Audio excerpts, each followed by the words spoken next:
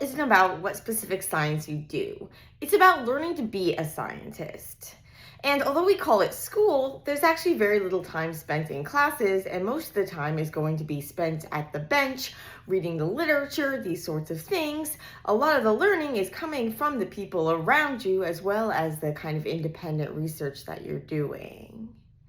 Grad school, at least in the US in the biomedical sciences, more on this in a minute. Rather than apply to a specific lab, you typically apply to a program and then you test out several different labs in rotations before deciding which one is the right fit for you, which one will provide that nice supportive environment for you to do all of that learning. And they typically pay you to do all of that learning. And so unlike other types of graduate school, so things like physician school, like MD school and things where you actually have to pay a bunch of money, with grad school they pay you. I mean, not a bunch of money, but you do typically get a stipend and health insurance. Sometimes that might be associated with doing research, other times it might be associated with TAing and things. It all depends on the program. One of the most important things to know is that each program is different, and there are two main types of admission styles. One is where you apply to a program and then you test out a few different labs in rotations and choose a lab. This is the one that I'm going to talk the most about. This is the one I'm most familiar with. This is the one that's common in biomedical science type fields.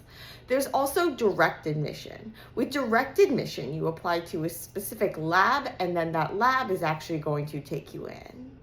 With either of these, it's the lab that's ultimately typically going to be paying your stipend and paying for your health insurance and all these things. So the lab needs to have money in order to do that. So labs might not be taking students because they don't have the funding in order to take students. And so you could be really great on paper and you could be really great on the lab and you could be a really strong applicant, but if there's not faculty members that have the capacity to take you, then the program might not even admit you. So know that going in, that you could be a really strong applicant, but there might not be labs that would be able to take in a student with your interest. So if you know that there are specific labs in a program that you could be interested in, even if it's one of those umbrella style programs, you can reach out to the labs beforehand. Be respectful of their time, do your research, look up their work and that sort of thing, make sure it's actually something that you think you might be interested in, and then you could contact them. But again, don't expect a response, don't ask for a Zoom or anything like this. But instead just ask whether they anticipate that they will be able to take students in the following year, and know that things can change and it's not a commitment, and they're probably not going to lobby for you in the admissions process unless it's a super strong fit and you're a really great applicant and things like this. But that might be a way that you can kind of gauge your chances in a specific program and see whether, oh, well, I thought I was interested in this, but there's nobody here that would actually be able to take me. And so maybe this isn't a program that is going to be right for me this year, at least. And maybe in future years, it would be. You want to look for labs that interest you, but do that with knowing that the research that you do in that lab is not going to be the research that you're typically doing for the rest of your life, like once you have an independent career, if that's what you want. Instead, you're going to be doing the research that your mentor wants to do, and at least something in their realm. And so when you do all this research, they're going to want to keep it in their realm and typically not going to let you go and take your research project elsewhere.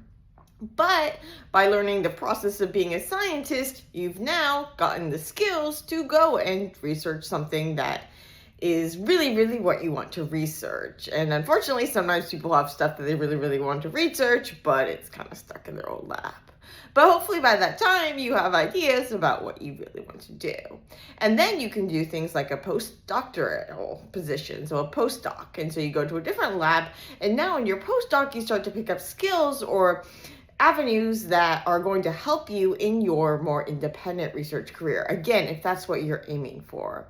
But the work that you're doing in grad school, the research that you're doing there, is not going to be the research that you are typically, at least, going to be doing in the future. And so it's not the specific research project that you're working on that is like your life goal. Instead, you want to get to a place where you have a very mentored, supportive environment where you can thrive in that process of learning to be a scientist, then take those skills with you to your next steps and apply them to do that work that is kind of your own. But again, like even when you're applying to one of these programs, the funding is ultimately coming from the labs in most cases. And where do the labs get the funding to pay the trainees? The labs are typically getting the funding through grants, and those grants are typically coming from the federal government.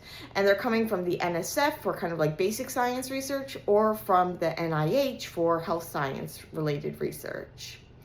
And the funding of those agencies is not very good right now. And the amount of grants that are being given out is not very good right now. As a result, there's not that much funding to pay for graduate students. And so these labs can't take the graduate students. And so the programs can't take the graduate students because it's the labs that are ultimately paying for the graduate students. And the programs don't want to accept students if the students aren't going to have a source of funding. And so it's tighter competition than ever. And so don't feel discouraged if you don't get in. They're really cutting down the numbers of people that are actually getting in. But typically it's like a once a year cycle. And so you apply in the like late fall, and then there are like interviews in the early winter, and then you might have, it really depends on the school. So sometimes they're like Zoom interviews and then in-person interviews and things like this. And so they used to do a bunch of recruitment weekends, but then with COVID, things went online. And then, so basically it really depends on program to program. The best thing to do is to just talk to people in the program if you can. Another misconception, people think that you need to get a master's degree in order to get a PhD, that you need to have a master's first. And this isn't true in the United States for these biomedical science programs.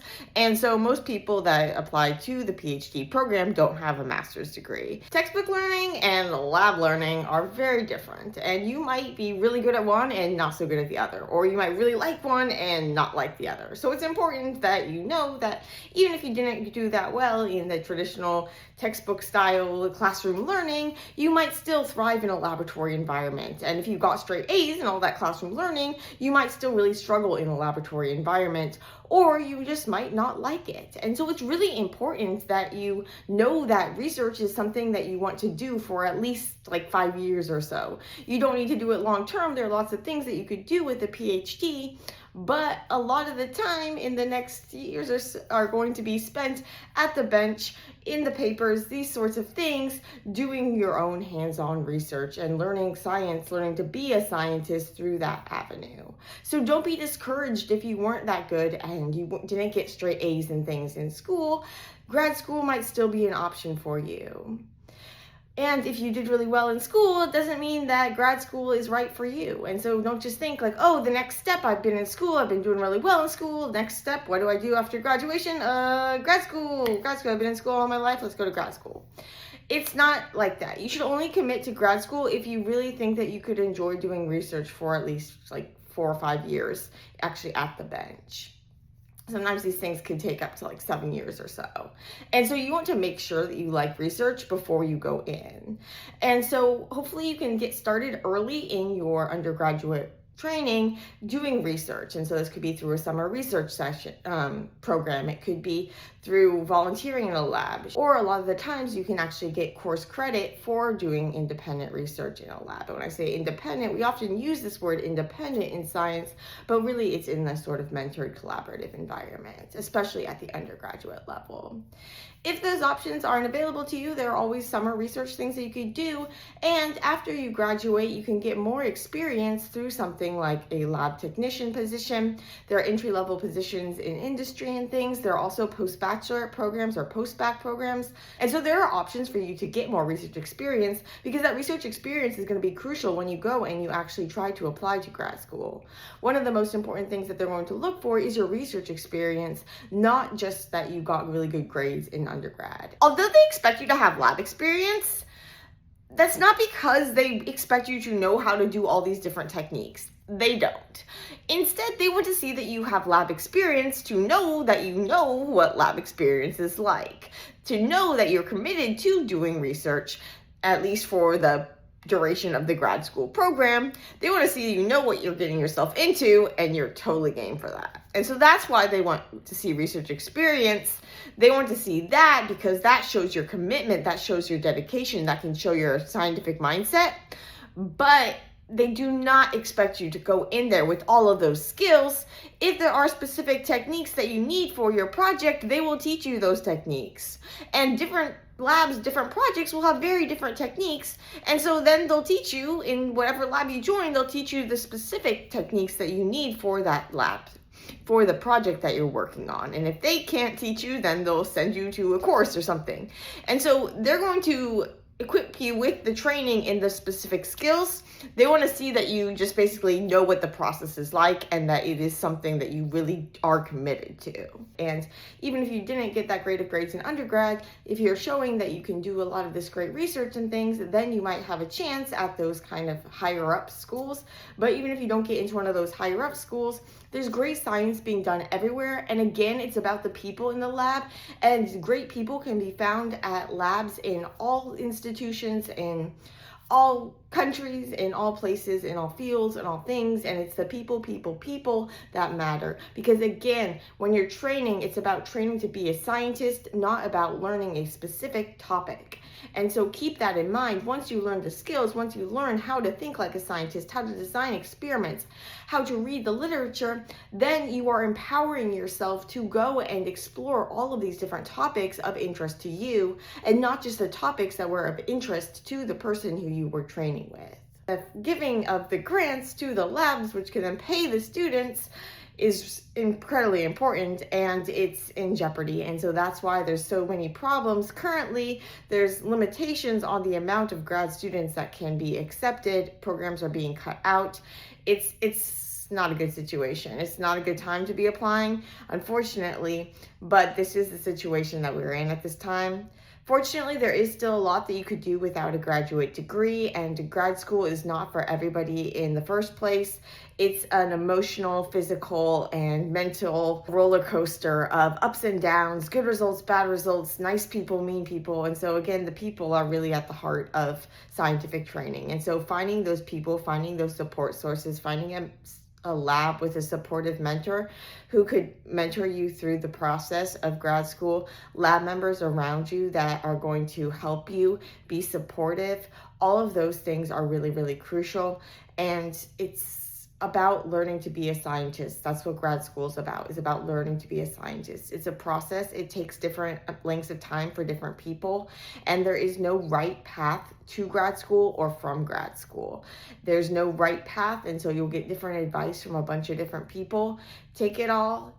Take what resonates. Don't worry about what doesn't resonate, but really just know that it might be for you, it might not be for you. And hopefully if it is for you, even if you're not successful like this cycle or something, hopefully the funding situation will calm down, and in future years, then you will be able to actually go, if that is still what you want to do, and go through the grad school process. And again, it's not for everybody, and you don't need to go to grad school to get a lot of important jobs, and you can do a lot of different jobs if you do have that PhD, however. But do make sure that that PhD is something that you really want before you go through this whole process. And so doing things like a post-bac program, doing things like getting an entry-level position in industry, all these things can be really great ideas to do after you graduate from grad school, is to kind of explore those, see if there are options either that you don't need a graduate degree for, or if you see that, yes, I love doing this research, I want to go further, I want to go and get the graduate degree, then you can go and get the graduate degree. And maybe when these programs like open up and things, there'll be more support systems in place, to some reforms and things like this, so that all grad students have a really positive experience. But the experience actually comes down largely to the labs, and so you're probably always going to have a sort of grab bag of things. But bottom line is there's a lot of kind of hidden curriculum and things to know about grad schools that I didn't know until I kind of went through the process. I had to learn along the way. Talking to a lot of other people, they say similar things. And so this is just part of a kind of series I want to do. Then I'm kind of uncovering the hidden curriculum for y'all and trying to help make these things more accessible to people. And so I hope this was helpful. And again, it really varies from program to program. So you're going to want to reach out to programs that you're interested in and see more about their process. And the first thing to do is really just look at their websites. So do your work before you actually contact them. Show that you're serious, show that you've looked into them, and that sort of thing. Similarly, when it comes to if you're going to reach out to labs, don't just like cold call a bunch of different labs without looking at them or whatever. You want to actually go and look at their work and things, and then tailor your emails to specific people if you are reaching out to them. And again, make sure that you're reaching out to people in programs that are actually have an option of taking students. And so you're not going to want to reach out to somebody at a school, say, that doesn't have a graduate program, someone like me. You wouldn't want to reach out to me for looking for a PhD position, but there are PhD positions at various schools that have PhD programs, but those programs might not be admitting students at this time. But there are other options for you to go and pursue, and I hope that whatever you choose to do, you find success, and so best of luck.